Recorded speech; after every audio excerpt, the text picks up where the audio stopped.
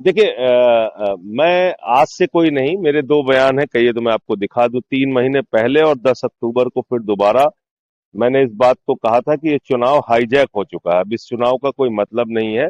और बिहार में जीत का प्रमाण पत्र एनडीए को पहले ही अज्ञानेश कुमार जी ने मोदी जी को दे दिया है। ये मेरा पहले का बयान है, 3 महीने पहले बोला था।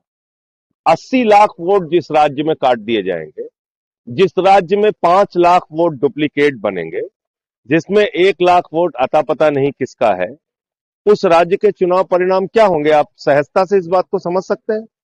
तो आज पूरी एनडीए को और मोदी जी को जाके अज्ञानेश कुमार को बधाई देनी चाहिए, उनको मिठाई खिलाना चाहिए, उनका माल्यार्पण करना चाहिए कि अज्ञानेश कुमार जी, आपकी कृपा से हम लोग बिहार जीत गए। यही हुआ है। दिल्ली के अंदर 40,000 वोट केजरीवाल साहब की विधानसभा में चुनाव शुरू होने से पहले कट गए थे। दिल्ली के अंदर हमने मंत्रियों के घरों में जहां 3 वोट थे वहां 33 वोट पकड़ा, 25 वोट पकड़ा, 26 वोट, 15 वोट, 22 वोट, ऐसे ऐसे वोट बनवाए गए थे। जब अलग अलग राज्यों के लोग जाके दूसरे राज्यों में वोट दे रहे हैं, तो क्या चुनाव हो रहा है? क्या चुनाव है ये? तो इसलिए ये तो पहले से ही घोषित परिणाम था। आज उसका इंतजार कर रहे थे हम लोग कि 14 तारीख कब आएगी और कब ये सब चीजें हम लोग देखेंगे। लेकिन बोल मैंने पहले दिया था। इंडिया गठबंधन का आम आदमी पार्टी मिलकर अगर चुनाव लड़ती है हमने तो क्या कर नहीं, देखिए, अब हम उस गठबंधन का हिस्सा नहीं है तो उस पे अब ये सारी बातें करने का कोई अर्थ नहीं है। हम 83 सीटों पे वहां चुनाव लड़े, उसके प्रचार के लिए भी गया, और मैंने कहा भी था कि हम प्रचार के लिए जा रहे हैं।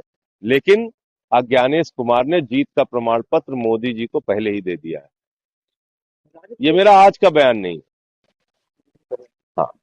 राजद के एक नेता सुनील सिंह उन्होंने मतगणना के पहले बताया कि अगर हम लोग हारते हैं तो जैसे नेपाल बांग्लादेश और श्रीलंका की सड़कों पर दृश्य देखे गए थे वो नहीं, इस प्रकार के बयान का मैं समर्थन नहीं करता। क्या चर्चा देखिए, ऐसा है, देश सर्वोपरि है। हम जो लड़ेंगे वो लोकतांत्रिक तरीके से लड़ेंगे। हम यहाँ कोई देश को तोड़ने की गतिविधि पैदा करें देश के अंदर, तो वो चीज ठीक नहीं है। हाँ, ये है कि कहीं अगर चुनाव में गड़बड़ी हो रही है, उस पे हम आवाज उठाएं, लड़ाई लड़े, वो तो ठीक बात है। लेकिन हम यहाँ इसको बांग्लादेश बना देंगे और नेपाल बना देंगे, इसलिए थोड़ी हम पैदा हुए हैं। पवन खेरा कांग्रेस के पवन खेरा ने एक सवाल पैदा किया है कि 2,900 किलोग्राम की विस्फोटक सामग्री फरीदाबाद कैसे पहुंची। एक सवाल उठाया उन्होंने। देखिए, ये सारी बातें तो बिल्कुल जायज हैं कि एक तरफ प्रधानमंत्री जी और पूरी की पूरी बीजेपी दावा करती है कि उन्होंने आतंकवाद खत्म कर दिया। वो देश के ऊपर कोई भी आतंकवादी हमला वो युद्ध माना जाएगा। ये सारे बयान तो मोदी जी के हैं।